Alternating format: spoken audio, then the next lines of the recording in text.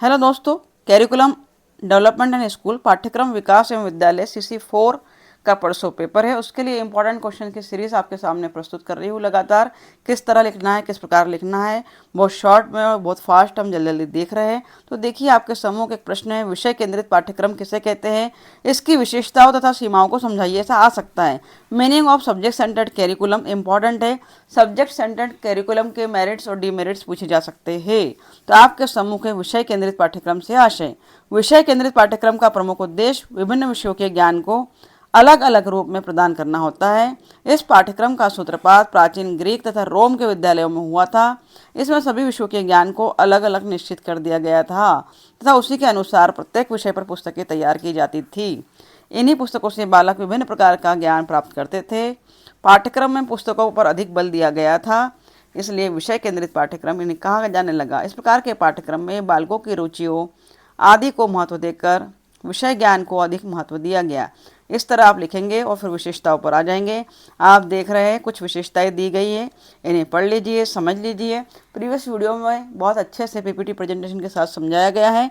यह परसों के पेपर के लिए सुविधा के लिए जिन विद्यार्थियों ने नहीं पढ़ा होगा लगातार प्रोवाइड कर रही हूँ। सीमाएँ, ये विशेषता है कैरेक्टरिस्टिक्स से, और ये सीमाएँ दोष है, ये मेरिट से डीमेरिट से नीचे सीमाएँ दी गई है। आप देख सकते हैं विशेषताओं में पहला पॉइंट दिया है, इस प्रकार के पाठ्यक्रम से संबंधित सभी पक्ष शिक्षक, छात्र, विषय विशेषज्ञ, अभिभावक, नागरिक, सामाजिक एवं राजनीतिक कार्यकर्ता आदि परिचित होते हैं। अतः वे सभी पाठ्यक्रम नियोजन, संवर्धन, संशोधन आदि के लिए सहयोग प्रदान करते हैं। सीमाओं में देखेंगे पहला पॉइंट, इस प्रकार के पाठ्यक्रम का एक दोष यह भी है कि छात्रों को विशेष रूप से अपरिपक्व तथा मंद गति से सीखने वालों को सार्थक एवं महत्वपूर्ण अधिगम अनुभव उपलब्ध नहीं करा पाता।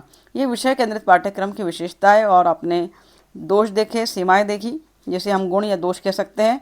फिर बाल केंद्रित पाठ्यक्रम भी बहुत इंपॉर्टेंट देख रहे हैं आप, प्रश्न लिखा है, बाल केंद्रित पाठ्यक्रम की विशेषताओं तथा सीमाओं को बताइए। Meaning of child centred curriculum and merits and demerits की बात कर रहे हैं। बहुत अच्छे से इस पुस्तक में दिया गया है, इससे हम समझ रहे हैं क्वेश्चन को। तो आप देख सकते हैं बाल केंद्रित पाठ्यक्रम में वर्तमान समय में शिक्षा में बढ़ती हुई मनोवैज्ञानिक प्रवृत्तियों के कारण विषय केंद्रित शिक्षा के स्थान पर बाल केंद्रित शिक्षा का महत्व बढ़ गया, अर्थात इसमें स्टूडेंट को बहुत महत्व दिया गया, बालक को केंद्र माना गया। यह पाठ्यक्रम प्रयोगवादी विचारधारा पर आधारित है। बाल केंद्रित पाठ्यक्रम में विषयों को महत्व न देकर, सब्जेक्ट को इम्पोर्टेंस न देकर स्टूडेंट्स को महत्व दिया गया। पाठ्यक्रम का संगठन बालक की रुचि, प्रकृति, आवश्यकता के आधार पर किया गया। बाल केंद्रित पाठ्यक्रम की विशेषताओं की अगर बात करें, जेम्स एम ली ने कहा है कि बाल केंद्रित पाठ्यक्रम वह है जो पूर्णतः और समग्र रूप में सीखने वाले में निहित है। विशेषताओं में देखिए टोटल 7 विशेषताएं दी गई है।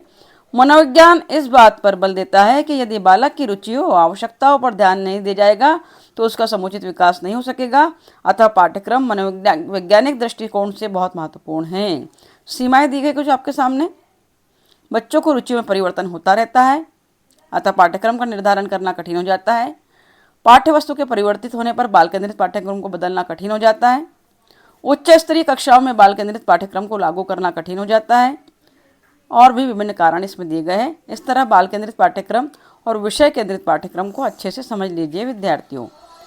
इसी के साथ आपके सम्मुख है अनुभव केंद्रित पाठ्यक्रम, जो कि इंपॉर्टेंट है। ये 3 पाठ्यक्रम को जरूर करके जाइएगा। अनुभव केंद्रित पाठ्यक्रम को भी पूछा जा सकता है।